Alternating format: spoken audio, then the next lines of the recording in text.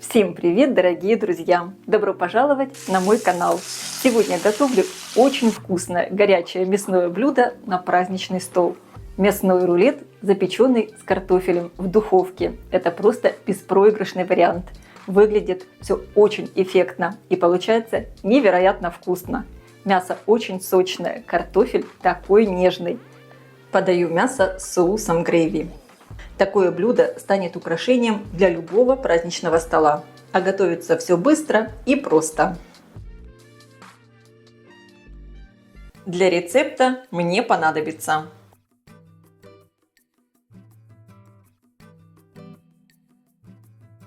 Для моего рецепта я использую вот такую замечательную корейку. Можно использовать и ошеек, тоже прекрасно подойдет. Сейчас мясо надо раскрыть. Делаем вот такой надрез и начинаем мясо как бы вот таким образом раскручивать.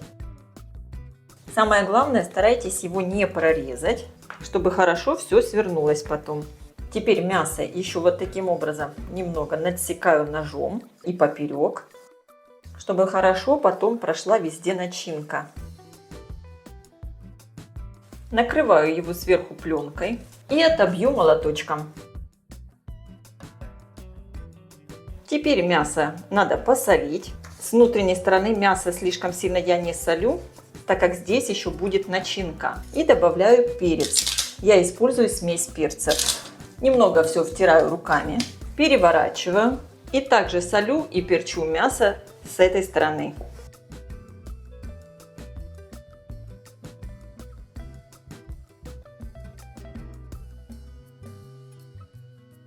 Мясо я пока сворачиваю и оставляю полежать. Сама займусь подготовкой начинки. Мне понадобится довольно много чеснока. Несколько зубчиков я отберу. Вот у меня здесь 4 зубчика. Их буду добавлять потом. А этот чеснок порежу. Неважно какими кусочками, потому что потом все равно все будем измельчать в блендере. Я включила разогреваться сковородку и наливаю растительное масло. Я использую оливковое, можно использовать любое растительное. Отправляю обжариваться чеснок. Также с одной небольшой веточки розмарина оторву листики, добавляю их в масло. Обжариваю чеснок до такого легкого золотистого цвета, чтобы он дал такой приятный аромат. И жареный чеснок придаст вот именно такой пикантный вкус начинки. Чеснок обжарился, сковородку выключаю. Сливаю чеснок через сито. Мне понадобится и сам чеснок, и вот это чесночное масло, которое образовалось. Также для начинки мне понадобится вот такой кусочек сала. Разрезаю его на кусочки, чтобы было удобнее измельчать в блендере.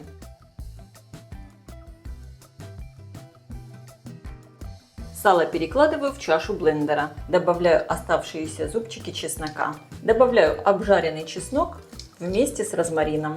В мелкой терке натру цедру одного лимона. Снимаю только верхнюю желтую часть. Добавляю специи и соль. Соль обязательно корректируйте по вкусу. Сало уже может продаваться соленое. У меня сало не соленое, поэтому я добавляю примерно 1,5 чайной ложки соли. Теперь добавляю смесь перцев, сушеный тимьян 1 чайную ложку, сушеный чеснок, сушеный лук и добавляю 2 чайные ложки паприки. И теперь хорошо все измельчаю до однородной пасты.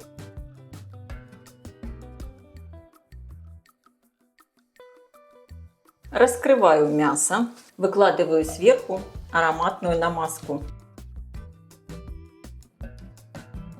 Чуть больше намазки выкладываю там, где я буду начинать сворачивать рулет.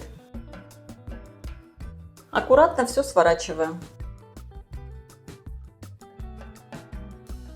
Сейчас мясо связываю шпагатом.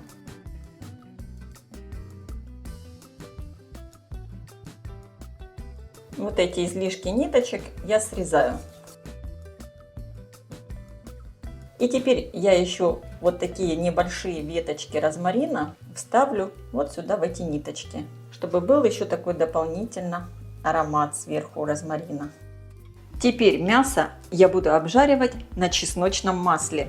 Я включила разогреваться сковородку, наливаю чесночное масло. Выкладываю рулет швом вниз на сковородку, чтобы сначала запечатался именно шов. У меня мясо такое большое, оно слегка подвисает, но ничего, буду его обжаривать вот так вот, его подвигая.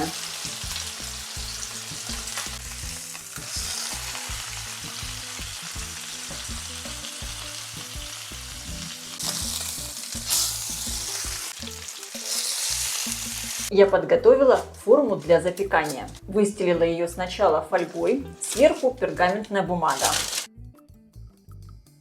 Мой рулет я буду запекать сразу с картофелем. Картофель я буду резать крупными кусками. Выкладываю его в мою форму для запекания, солю и поливаю оставшимся чесночным маслом. Перемешиваю. По желанию можно добавить еще какие-либо специи. Я добавлю немного сушеного чеснока. Выкладываю в противень обжаренный рулет. И здесь у меня в сковородке еще осталось вот немного вот этого масла вместе с мясным соусом. Я прямо через ситечко вот таким образом немного поливаю этим маслом картофель и полью сверху мясо, потому что на самом деле вот этот мясной сок очень вкусный. Теперь все сверху я закрываю сначала пергаментной бумагой, сверху фольгой и отправляю запекаться в хорошо разогретую до 180 градусов духовку примерно на 80-90 минут. Конечно, вы ориентируйтесь по своей духовке. Форму я ставлю на средний уровень, включен верх и низ. Конечно, обязательно проверяйте готовность мяса. У меня прошло примерно час 10. Аккуратно снимаю фольгу и пергаментную бумагу. Посмотрите, какая красота получается. Выглядит все просто великолепно. Посмотрите, сколько здесь этого замечательного сока. Сейчас я его отбираю в отдельную пиалку. Я с этим соком сделаю вкусный соус. Вот такое сочное мясо получается. Великолепно. И сейчас я все отправляю обратно в духовку примерно на 15-20 минут, чтобы мясо красиво сверху подрумянилось. Приготовлю соус. Я включила разогреваться сковородку. И сейчас вот с этого соуса, который я отобрала, я снимаю верхний жир без мясного соуса. Теперь добавляю сюда 2 столовые ложки муки. Муку надо слегка обжарить буквально в течение пары минут. Выливаю в сковородку остальной мясной сок. Хорошо перемешиваю. Если соус получается сейчас достаточно густой, можно добавить немного воды. Хорошо перемешиваю до однородности. Огонь обязательно сейчас надо сделать тише. Обязательно соус попробуйте на вкус. Сюда сейчас можно добавить самые разные добавки, смотря что вы хотите сделать. Можно добавить немного красного вина. Можно добавить варенье. Например, сюда очень хорошо подойдет клюквенное варенье с кислинкой. Я добавлю 1 столовую ложку соуса терияки. Обязательно соус пробуйте на вкус. Если надо, добавьте специи. Но сам вот этот мясной сок, который мы собрали с мяса, он уже хорошо приправлен. На вкус он просто великолепный. Если вы хотите этот соус, дополнительно можно протереть через сито, чтобы он был вообще такой гладкий, шелковистый. Я этого делать не буду. Соус кипит, сковородку выключаю. Добавляю немного порезанной петрушки, и мой соус готов. Мясо я достала из духовки. Посмотрите, какая красота получилась. Какое сочное. Аккуратно снимаю нитки. Также я убираю розмарин, который здесь поджарился сверху. Аромат стоит просто, конечно, потрясающий.